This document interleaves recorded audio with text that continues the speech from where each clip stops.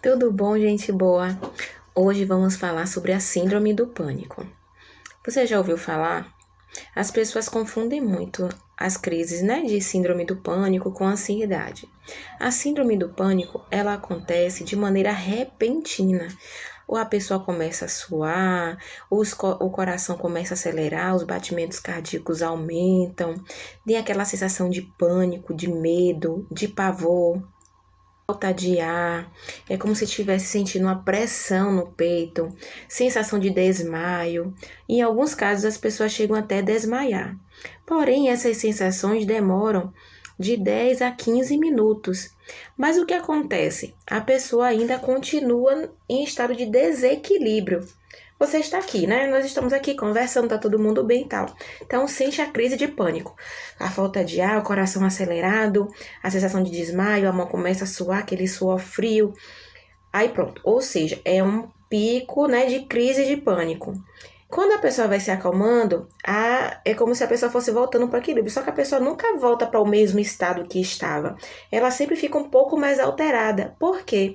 O medo foi tão grande, é como se tivesse adrenalina correndo nas veias. Então, ela não consegue voltar para o estado de equilíbrio. Então, ela continua com a sensação de que ainda está passando mal, mas na verdade a crise já passou.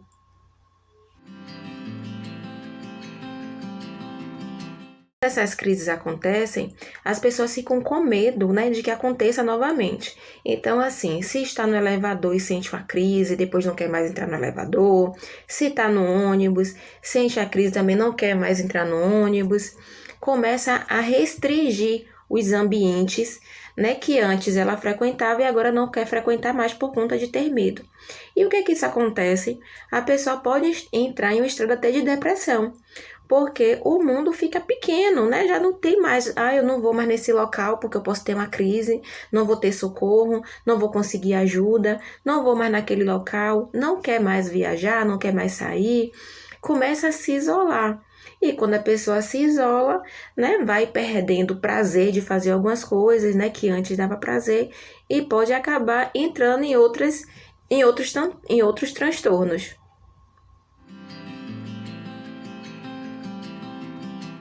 Quais são os principais sintomas, a falta de ar, o aumento do batimento cardíaco, respiração ofegante, aperto no peito, tremores, suor ou frio, tontura, palidez, sensação de desmaio e o inconfundível sentimento de morte, sentimento de que a pessoa vai morrer ali.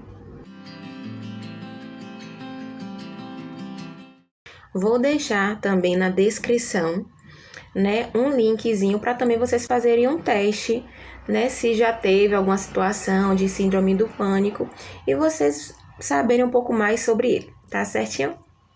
Mas isso, lembrando, não exclui, procurar uma ajuda, procurar um médico. É muito comum as pessoas, quando tem essas crises de pânico, achar que tá tendo um ataque cardíaco, um derrame, um infarto. E muitas vezes acabam indo parar nas emergências dos hospitais. É viável, Claro, a gente não pode dizer que tudo é psicológico. Precisamos sim procurar um médico, fazer um check-up. Sempre quando as pessoas vão no consultório se queixando, com os sintomas de crise de ansiedade, de pânico ou algum outro sintoma físico, eu sempre pergunto: fez check-up? Quando é que foi no médico? Como é que tá a saúde? Porque, gente, não podemos ficar pensando que tudo é psicológico. Primeiro temos que eliminar as questões físicas, estar com o check-up, sempre atualizado, em dias, para depois a gente achar que, começar a desconfiar, começar a desconfiar de que seja algum tipo de doença mental, algum transtorno, certinho?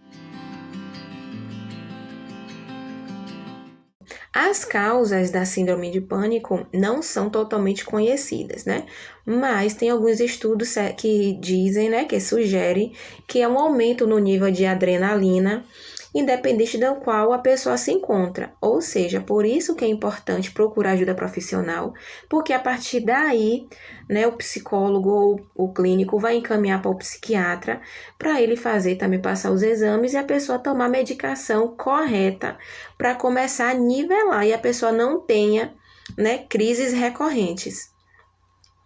A abordagem terapêutica, né, o psicólogo, também trabalha com a síndrome do pânico, né? Atividades de relaxamento, de autoconhecimento, de aceitação, autoestima, tudo que possa estar, né, envolvendo a pessoa naquele momento, pode ser estresse do trabalho. Então, é importante que a pessoa procure o psicólogo também, depois do clínico, depois de eliminar, né, todas as causas, para poder fazer o acompanhamento psicológico e assim ir trabalhando também com essa crise, certo? E aprendendo a lidar, com o tempo ela vai diminuindo, a pessoa vai aprendendo a controlar, mas é necessária a ajuda de um profissional. Hoje ficamos por aqui. Espero que tenham gostado. Não esqueçam de se inscrever, de deixar o like. É muito importante, gente, porque o YouTube entende que esse vídeo é bom e ele caminha para outras pessoas, tá certo? Aguardo vocês no próximo vídeo. Beijinho, tchau, tchau.